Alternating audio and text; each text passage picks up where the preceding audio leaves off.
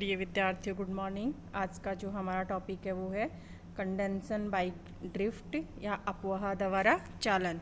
Electronics paper 3 BSc second year के part first unit से लिया गया है ये टॉपिक। इस टॉपिक को पढ़ने से पहले हम कुछ टाइम के लिए जानेंगे अर्धचालक क्या होता है। अर्धचालक चालकों तथा कुचालकों के बीच की श्रेणी होती है। ऊर्जा बैंड के आधार पर हम पदार्थ को 3 श्रेणियों में डिवाइड कर सकते हैं: चालक, कुचालक तथा अर्धचालक। अर्धचालक वे पदार्थ होते हैं जिनकी प्रतिरोधकता चालकों तथा कुचालकों के मध्य अर्थात जो रेंज है इनकी वो है 10⁻⁻1 से 10⁻7 ओम मीटर कोटि की होती है। इन पदार्थों में चालन बैंड एवं संयोजकता बैंड के मध्य वर्जित ऊर्जा अंतराल अवश्य होता है, परंतु कुचालकों की अपेक्षा यह बहुत कम होता है, लगभग 1 इलेक्ट्रॉन वोल्ट कोटि का होता है। चतुर्संयोजी तत्व जैसे जर्मेनियम, सिलिकॉन, मिश्र धातु, गैलियम आर्सेनाइड इत्यादि अर्धचालक पदार्थ होते हैं जिनमें वर्जित ऊर्जा अंतराल क्रमशः 0.72 इलेक्ट्रॉन वोल्ट यानी जर्मेनियम के लिए एनर्जी बैंड गैप है वो होता है 0.72 इलेक्ट्रॉन वोल्ट, सिलिकॉन के लिए होता है 1.1 इलेक्ट्रॉन वोल्ट तथा गैलियम आर्सेनाइड के लिए होता है 1.3 इलेक्ट्रॉन वोल्ट। ये मान कुचालकों के लिए जो एनर्जी बैंड गैप है वो 6 इलेक्ट्रॉन वोल्ट की कोटि का होता है, यानी अर्धचालकों में है लगभग 1 इलेक्ट्रॉन वोल्ट कोटि का होता है। परम शून्य ताप पर अर्धचालक पदार्थ के परमाणु जालक में नाभिक से शिथिल बंध संयोजी इलेक्ट्रॉन परस्पर अंतः बंधन और सहसंयोजी बंध बना लेते हैं और वे कुचालक की भांति व्यवहार करते हैं, अतः इनकी चालकता शून्य होती है। जैसे जैसे हम ताप में वृद्धि करेंगे सहसंयोजी आबंध टूटते हैं, इलेक्ट्रॉन मुक्त होते हैं तथा डेल्टा Eg के बराबर या अधिक तापीय ऊर्जा लेकर चालन बैंड में पहुंच जाते हैं, जिससे संयोजकता बैंड में इलेक्ट्रॉन स्थल रिक्त हो जाता है अर्थात होल उत्पन्न हो जाता है। विद्युत क्षेत्र के प्रभाव में ये संयोजकता बैंड में रिक्त स्थान, जिसे हम होल कहते हैं, के विस्थापन के विपरीत दिशा में विस्थापित होते हैं अर्थात धन आवेश वाहक की भांति व्यवहार करते हैं, जिन्हें कोटर, वीवर या होल कहते हैं, जो रिक्तता पैदा हो जाती है। शुद्ध अर्धचालकों में तापजनित आवेश वाहकों द्वारा उत्पन्न वैद्युत चालन की प्रक्रिया नैज कहलाती है। अर्धचालक नैज अर्धचालक कहलाता है। दूसरे शब्दों में हम देखना चाहते हैं नैज अर्धचालकों की जो चालकता है बहुत कम होती है। दूसरा आता है अपद्रव्य मिश्रित अर्धचालक। इन अर्धचालकों में उपयुक्त अशुद्धि मिलाकर उनकी चालकता में हम परिवर्तन कर सकते हैं, यानी चालकता को अपनी इच्छा अनुसार बढ़ा सकते हैं। अपद्रव्य युक्त अर्धचालक अपद्रवी अर्धचालक कहलाते हैं। कंडेंसन बाय ड्रिफ्ट में हम जो टॉपिक्स पढ़ेंगे वो सब टॉपिक्स हैं हमारे drift, diffusion, current density and resistivity and conductivity. सबसे पहले हम ड्रिफ्ट और डिफ्यूजन के बारे में बात करते हैं।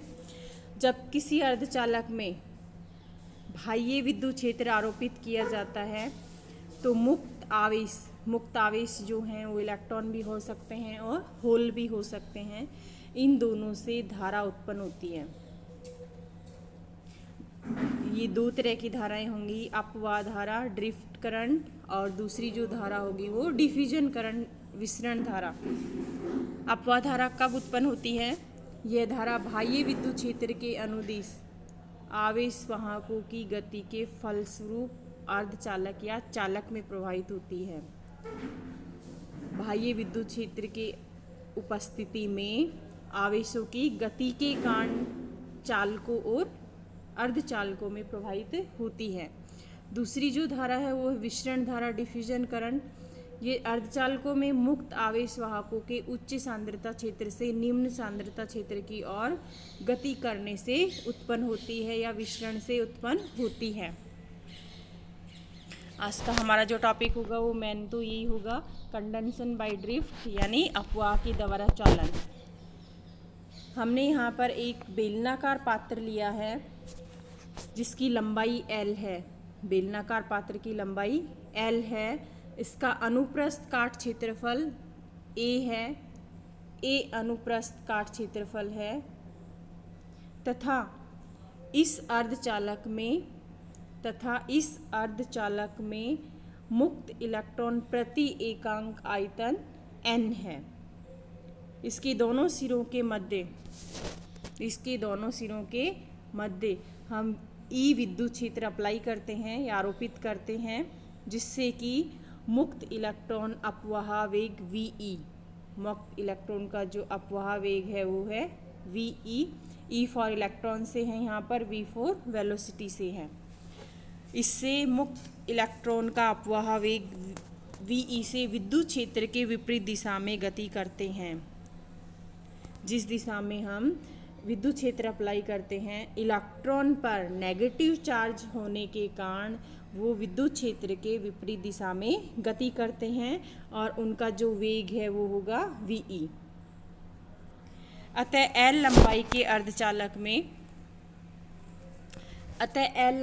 अर्धचालक में मुक्त इलेक्ट्रॉनों को तय करने में लगा समय, टाइम, ये दूरी और वेग सूत्र से लिया गया है, T इक्वल L/VE। चूँकि दूरी इक्वल होता है,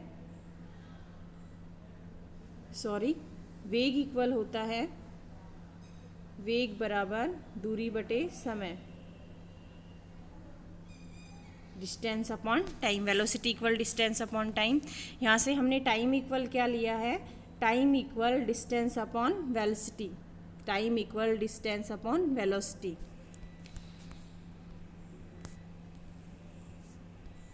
नेक्स्ट हम देखते हैं यहाँ पर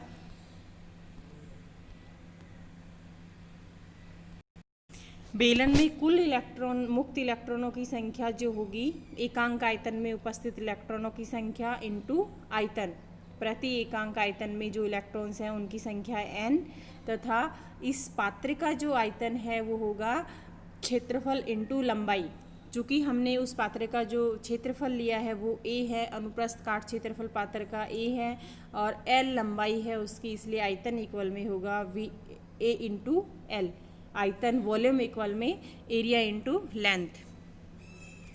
इलेक्ट्रॉन आवेश वाहकों का कुल आवेश जो है, कुल इलेक्ट्रॉन की संख्या इतनी है, एक इलेक्ट्रॉन पर चार्ज जो होता है E होता है, यानी टोटल इलेक्ट्रॉन्स पे हो जाएगा NaLe।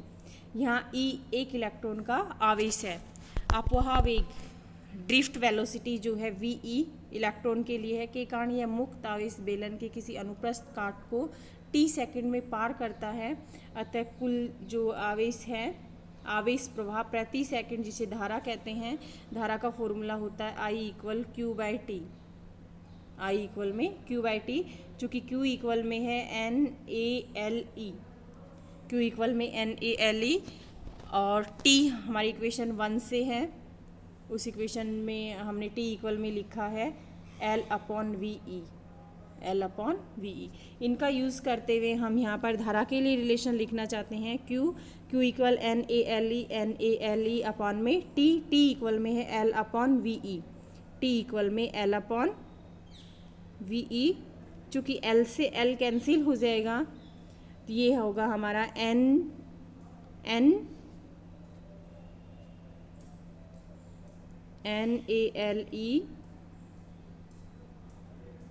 Upon L/VE। L से L को कैंसिल कर देंगे, VE वेलोसिटी जो है वो ऊपर मल्टीप्लाई में चली जाएगी। करंट के लिए जो रिलेशन हम फाइंड करना चाहेंगे वो होगा IE इक्वल NeVEA। प्रति एकांक क्षेत्रफल इलेक्ट्रॉन धारा घनत्व कहते हैं, धारा प्रति एकांक क्षेत्रफल, इसी J से डिनोट किया जाता है, J इक्वल I/A।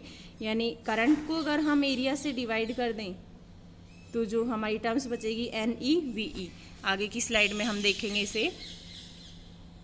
जे ई इक्वल में आई ई अपॉन ए या N E V E, current density J से डिनोट करते हैं इसे। इसकी जो यूनिट होती है वो होती है एम्पियर पर मीटर स्क्वायर। अर्धचालक में धन आवेश वाहक होल भी गति करते हैं, क्योंकि हमने देखा कि सेमीकंडक्टर जो होता है उसमें इलेक्ट्रॉन और होल दोनों की ही गति इंपॉर्टेंट होती है।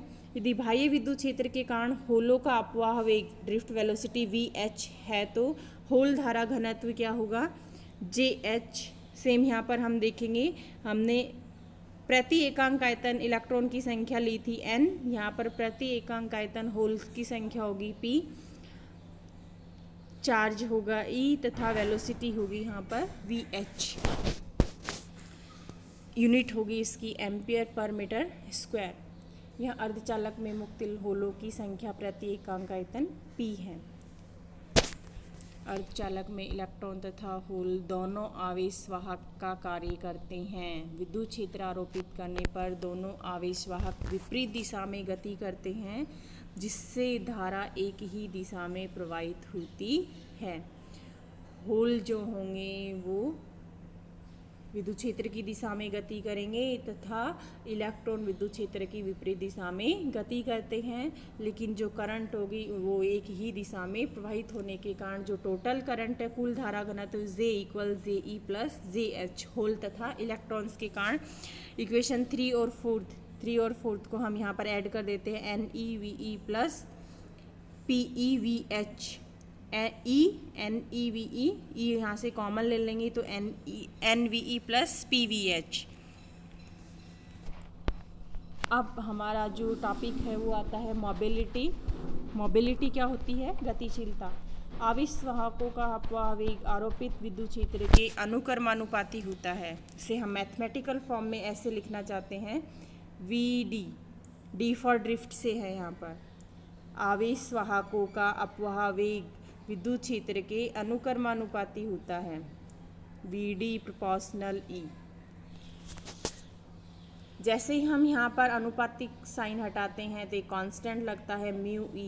यहाँ पर जो वर्ड आया है एक नया नोटेशन हमने यूज़ लिया है, म्यू ई से कहते हैं गतिशीलता। इसकी जो यूनिट होती है वो होती है मीटर स्क्वायर प्रति वोल्ट सेकंड, मीटर स्क्वायर प्रति वोल्ट सेकंड। इलेक्ट्रॉनों की गतिशीलता म्यू ई से डिनोट करेंगे, V E by E. V यहाँ पर ड्रिफ्ट वेलोसिटी है, ई नोटेशन जो है इलेक्ट्रॉन की ड्रिफ्ट वेलोसिटी होगी, और एच अगर नोटेशन आएगा तो वो होल्स की ड्रिफ्ट वेलोसिटी होगी। गतिशीलता के पदों में धारा घनत्व, देखिए हम एक बार फिर से पहले वाली इक्वेशन पे जाएंगे। यहाँ हमने इक्वेशन 5 ली है, E N V E plus P V H.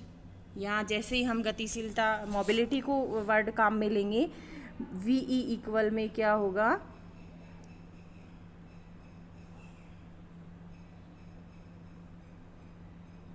Mu E ई, म्यू ई ई। जैसे ही हम यहाँ पर वी की बात करेंगे, म्यू ई ई, यहाँ पे नई जो टर्म्स आएगी इसकी जगह हम इसे प्रतिस्थापित करेंगे तथा ऐसे ही हम यहाँ पर देखना चाहेंगे P mu H E, P mu H E. ये नई इक्वेशन हमारी यहाँ से आकर निकलती है गतिशीलता के पदों में धारा घनत्व। चूँकि अपवाह के कारण अर्धचालकों की जो चालकता है वो क्या होती है, Ohm's law in vector form जो होगा जे इक्वल में होता है सिग्मा ई, जे इक्वल में सिग्मा ई। सिग्मा यहाँ से आएगा J by E, J by E. जे को हम अगर ई से डिवाइड कर देते हैं तो जो बाकी जो टर्म्स बचेगी हमारी वो चालकता के पदों में बचेगी, महो प्रति मीटर, महो प्रति मीटर। प्रतिरोधकता चालकता का व्युत्क्रम होती है, rho equal 1 sigma ohm into metre. 1 ये जो टर्म्स है ये डिवाइड में आ जाएगी। अब हमारा जो टॉपिक आता है वो आता है एन अर्धचालक के लिए चालकता सिग्मा एन। चूँकि हम एन जो है वो कैपिटल एन डी से ले रहे हैं, कैपिटल एन डी यहाँ पर हमारी एक टर्म है D for donor. D for क्या है, डोनर। परमाणुओं की संख्या घनत्व नंबर को डिनोट करता है ये। P equal N I square by N D, very very less than n। Sigma n equal में क्या होगा, E N D mu E. इस इक्वेशन में हमने ये जो इक्वेशन हमारी यहाँ पर आई है E N mu E plus P mu H, यहाँ पर हम n तथा p की वैल्यू शिफ्ट करना चाहते हैं। n तथा p की जो वैल्यू है वो होगी यहाँ पर n इक्वल एन डी लिया है, p इक्वल में लिया हमने N I square upon N D. तो ये नई टर्म्स में आ जाएगा sigma n equal E N D mu E plus N I square upon N D, N I for intrinsic से है mu H. Sigma n equal में E N D mu E plus N I square by N D square mu H, चूँकि E N D mu E ये जो terms है ये लगभग बहुत छोटी है, इसलिए हम इसे क्या कर सकते हैं, नेगलेक्ट मान सकते हैं। ये ई एन डी म्यू ई के बराबर होगी। नेक्स्ट हम देखना चाहते हैं पी अर्धचालक के लिए चालकता, सेम वही कंडीशंस हम यहाँ पर अप्लाई करेंगे। तो ये हमें प्राप्त होती है sigma P equal E N A mu H. A for यहाँ पर एक्सेप्टर से रिलेशन है, अतः अपद्रव्यी अर्धचालक में जो चालकता है दाता या ग्राही परमाणुओं की संख्या घनत्व पर निर्भर करती है। यहाँ से ये रिलेशन निकलता है। ये एग्जाम में क्वेश्चन पूछा जा सकता है कि दर्शाइए कि या बताइए कि अपद्रव्यी अर्धचालक में चालकता दाता और ग्राही परमाणुओं की संख्या घनत्व पर कैसे निर्भर करती है, या प्रूव दैट भी पूछा जा सकता है। अब आगे हम इसी से रिलेटेड असाइनमेंट देख लेते हैं। What do you understand by drift current, ये हमने आज पढ़ा। ये अपवाह धारा से आप क्या समझते हैं, 1 नंबर में एग्ज़ाम में पूछा गया 2019 में। दूसरा जो क्वेश्चन है वो है हमारा, एक अर्धचालक के लिए अपवाह धारा घनत्व के लिए व्यंजक व्युत्पन्न कीजिए। जो अभी हमने अपवाह धारा घनत्व के लिए टोटल जे जो प्राप्त किया है वो हम ज्ञात करेंगे यहाँ से। एन तथा पी प्रकार के अर्धचालकों के लिए अपवाह के कारण चालकता भी ज्ञात करनी है। यानी ये जो पूरा क्वेश्चन है एग्ज़ाम 2010 RU में पूछा जा चुका है, यानी बड़ा क्वेश्चन इस पर आने की संभावना ज़्यादा है। Thank you.